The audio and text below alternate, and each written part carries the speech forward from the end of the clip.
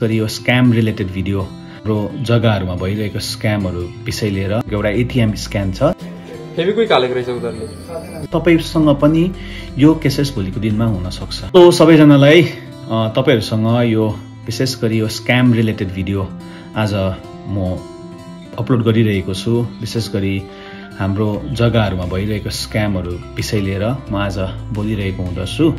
अनि तपाईहरुले यो भिडियो तपाईको लभ वन्सहरुलाई शेयर गरिदिनुहोस् ताकि उहाँहरु यो स्क्यामहरुबाट बाँच्न सकेको होस्। भर्खर मात्र एउटा स्क्याम भिडियो देखिरहेको थिए। त्यो स्क्याम भिडियो देखेर मलाई प्रेरणा आयो कि मैले यो स्क्याम भिडियो धेरै अगाडिदेखि नै बनाउँछु अवेयरनेस काइन्डले। अनि आज यो मौका मिलेको छ। तपाईहरुले तपाईको लभ वन्ससँग पनि शेयर गर्नुहोस् अनि यो भिडियोलाई लास्टसम्म हेर्नुहोस् ताकि तपाईहरुले यसबाट केही फाइदा उठाउन सक्नुहुन्छ।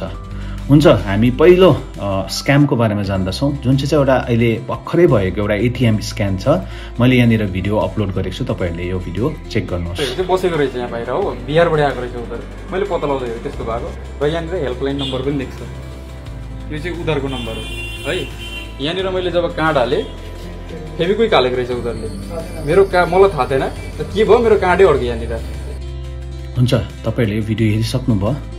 अब यो भिडियो हेरिसक्नुभयो, तपाईसँग पनि यो केसेस भोलिको दिनमा हुन सक्छ। सो यससँग हामी कसरी बाँच्ने? सो तपाईहरुलाई म केही कुरा हामीले प्रिकसन्स लिनुपर्ने या रेमेडीको कुराहरु म बताइरहेको हुँदछु। हामीले के गर्नुपर्ने? पहिलो कुरा चाहिँ तपाई यो स्क्याममा पर्नु भयो भने चाहिँ सबसे अगाडि तपाईले एटीएम त तपाईको निक्लिँदैन। त्यो केसमा तपाईले तपाईको कार्ड चाहिँ सबसे अगाडि ब्लक गर्नुपर्ने हुन्छ। जस्तो तपाईले ब्लक गर्नुहुन्छ, तपाईले नेट ब्याङ्किङको थ्रुबाट पनि गर्न सक्नुहुन्छ, तपाईले हेल्पलाइनको नम्बरबाट पनि लिन सक्नुहुन्छ। तर तपाईले त्यो नम्बर त्यहाँनिर तालिरहेको हेल्पलाइन नम्बरमा चाहिँ फेरि कल गर्न मिल्दैन, फेरि तपाईलाई फ्रड हुने चान्सेस हुन्छ। अर्को चाहिँ त्यसपछि तपाईले आफ्नो कार्ड ब्लक गरेपछि तपाई ब्याङ्क भिजिट गर्न सक्नुहुन्छ। त्यो ब्याङ्कको व्यक्तिहरुलाई, उहाँको त्यहाँ कर्मचारी इम्प्लोइजहरुलाई तपाईले तपाईको यो स्क्याम भयो भन्ने कुरा या यो विषयमा तपाईले शेयर गर्न सक्नुहुन्छ। अर्को स्क्यामको विषयमा भनिरहेको छु। दोस्रो चाहिँ भोइस फिशिङ भन्छ है, जुन चाहिँ तपाईलाई के गर्छ भनेर भन्दै गर्दा त्यो फ्रडर्सले तपाईलाई कल गर्छ। धेरैवटा यस्तो स्क्याम्सहरु मैले सुनेको छु, मेरोमा पनि धेरै कल आएको, तपाईहरुकोमा आएको होला। तर हामीले यसलाई कसरी डिल गर्न पर्ने? भोइस फिशिङमा चाहिँ के हुन्छ भनेर भन्दा उहाँहरुको कल आउँछ अनि कल आएर तपाईलाई भन्छ तपाईको छोरा, तपाईको छोरी, तपाईको आफन्त या जो पनि हुन सक्छ जो चाहिँ तपाईको क्लोज वान्स छ, उहाँ चाहिँ एक्सिडेन्ट भयो या त उहाँ यस्तो केसमा परेर पुलिस स्टेसनमा छ भनेर तपाईलाई भन्छ।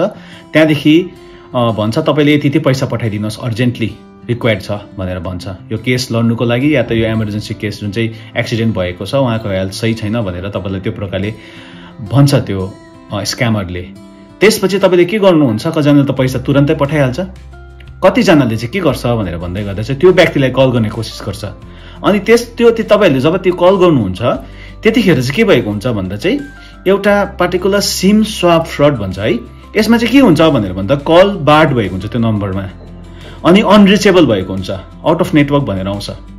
सो त्यो कुरामा तपाईले गर्दै गर्दा फेरि तपाईले त्यही फ्रड भएको जुन चाहिँ फ्रडर छ या स्क्यामर छ त्यही मान्छेलाई तपाईले फेरि कल गर्नुहुन्छ अनि तपाईले धेरैचोटि धेरै व्यक्तिहरुले पैसा पठाएको कुरा पाउँदछौं। तर योसँग हामी बाँच्नको लागि रेमेडी या प्रिकसन चाहिँ के छ भनेर भन्दै गर्दा चाहिँ त्यसमा कल नलाग्यो पनि तर व्हाट्सएप कल र फेसबुकको जुन मेसेन्जर कल जुन चाहिँ हुन्छ त्यो तपाईले कल गर्न सक्नुहुन्छ त्यो व्यक्तिलाई। अनि त्यो व्यक्तिलाई कल लागेपछि तपाईले सोध्न सक्नुहुन्छ यो सच्ची हो या गलत हो। अनि अर्को कुरा चाहिँ तपाईको सपोज उसको डाटा पनि अफ छ, त्यतिखेर तपाईले उसको क्लोज वान्स तपाईलाई थाहा हुन्छ कि है, घरको मान्छेलाई थाहा हुन्छ नि ऊ कहाँ गएको छ के गएको छ भनेर उहाँलाई उसको फ्रेन्ड या उसको साथीलाई कल गरेर पनि तपाईले सोध्नुहुन्छ अनि यो कुराबाट तपाई बाँच्न सक्नुहुन्छ। अनि तेस्रो चलिरहेको फिशिङ एकदम छ, तपाईहरुको मैले यहाँ स्क्रिनमा देखाइदिरहेको छु। यो जुन प्रकारले मेसेज आउँछ है, एउटा केवाइसी अपडेटको, प्यान कार्ड अपडेट भनेर आउँछ, आधार कार्ड भनेर आउँछ, अर्कोमा चाहिँ पैसा क्रेडिट भयो भन्ने आउँछ। सो तपाईले यो कुराहरु हेर्दै गर्दाखेरि त्यहाँनिर एउटा लिंक हुन्छ। त्यो लिंकमा चाहिँ तपाईले जब लगइन गर्नुहुन्छ तपाईको जति पनि कस्टमर आइडी साथसाथै पासवर्ड त्यो ह्याकरले एक्सट्र्याक्ट गर्दछ। सेम केस तपाईको मनी क्रेडिटमा पनि तपाईकोमा पैसा आयो भनेर आउँछ। अन्त जब तपाईकोमा पैसा आउँछ त्यो मेसेज आएपछि त्यो स्क्यामरले कल गर्छन्, तपाईँलाई भन्छ मेरो यति पैसा तपाईँको मिस्टेकली गयो, मेरो बाउ या आमा है मेरो यस्तो एकदम बिमार थियो, तर मैले तपाईँलाई मिस्टेकली तपाईँको नम्बरमा हालिदिएको छु, यो पैसा मलाई प्लिज पठाइदिनुहोस् न, यो पैसा बिना चाहिँ मलाई गाह्रो हुन्छ, तपाईँले पठाइदिनुहोस् न भनेर हुन्छ। हामी एकदम इमोसनल भएर हामी पनि गरी पठाउँछौँ, तर हामी बादमा थाहा पाउँछौँ कि यो चाहिँ फ्रड भएको हो। अनि धेरैजनाले त क्रेडिटेडको त्यहाँभित्र गएर फेरि लिङ्क गएर त्यहाँ क्रस गर्छ, अनि सिमिलर केवाइसी अपडेट अनुसार जुन चाहिँ तपाईँले डिटेल्स सेयर गर्नुहुन्छ त्यही प्रकारले डिटेल्स सेयर भएको हुन्छ, अनि तपाईँलाई स्क्याम तपाईँ भइपठाउनुहुन्छ। सो तपाईँलाई जहिले पनि तपाईँले यो कुरा SMS फिसिङको कुराबाट तपाईँ बाँच्नु चाहनुहुन्छ भने तपाईँले नियर बाई ब्याङ्क जान सक्नुहुन्छ, त्यहाँ गएर तपाईँको केवाइसी अपडेटहरू गर्नुहोस्। अनि जबसम्म तपाईँकोमा पैसा आएको छ भने, क्रेडिटेड भएको छ भने अभियसली त्यो तपाईँकोमा आएको छ अभियसली तपाईँ फर्काउनै पर्छ, तर एकबार ब्याङ्कमा गएर तपाईँले एन्स्योर गर्नुहोस् साँच्चीमै पैसा आएको हो कि होइन, लिङ्कमा चाहिँ क्लिक नगर्नुहोस्।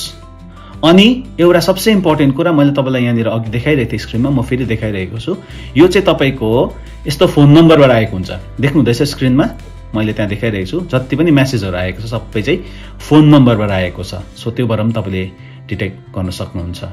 भिडियो तपाईँलाई राम्रो लाग्यो भने यस्तै भिडियोको लागि मेरो च्यानललाई तपाईँले सब्सक्राइब गरिदिनुहोस्, अनि तपाईँले लाइक कमेन्ट अनि फलो पनि गरिदिनुहोस्, अनि आफ्नो लभड वान्सलाई आफ्नो स्क्याम्सहरू हुनदेखि बचाउनुहोस्। Thank you so much.